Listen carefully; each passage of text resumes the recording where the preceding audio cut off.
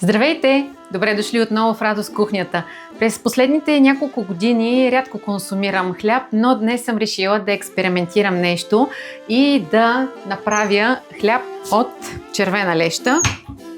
Дали ще се получи и какво ще се получи, ще разберете, ако останете до края на видеото с мен. За целта ще ми трябват 2 чаши червена леща. Нея ще измия в гевгира на течаща вода. След това изсипвам лещата в дълбока купа. Слагам вода, за да покрие лещата и оставям за няколко часа да се накисне хубаво. След 12 часа отварям капака и тя поела цялата вода. Чудесно! Ако имате повече вода, отседете я. Пасирам си лещата, докато се получи хомогенна смес. В една трета кофичка кисело мляко прибавям 1 чайна лъжичка сода. Бъркам, ама много бъркам, за да шупне и изсипвам при лещата. Прибавям 1 бак пулвер сол и отново пускам пасатора в действие. Рете на яйцата, 4 на брой. Но да знаете, че и с по-малко ще стане, ама следващият път. Малко мазнина, каквато ви е на душа. Аз слагам шарлан, 20 мл. Разбърквам и ето защо ви казах, че може и с по-малко яйца. За да сгъстя, ще сложа малко брашно от маниока, защото имам и е безглутеново. Слагам различни видове семена, като ще е здравословно да е като хората.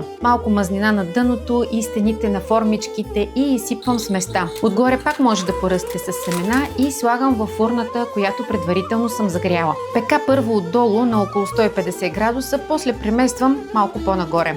Вадя изпечените хлебчета и оставям да изстинат малко. Вече нямам търпение да опитам какво съм сътворила. Доволна съм. Добре се е изпекал, различен е от обикновен хляб, но е вкусен. Оставям на вашето въображение как и с какво ще си го хапнете. Следвайте ме в моя YouTube канал, защото скоро ще ви покажа какво аз сътворих с хляба от червена леща. Гответе винаги с радост, усмивка и много любов. До скоро, радостни кулинари!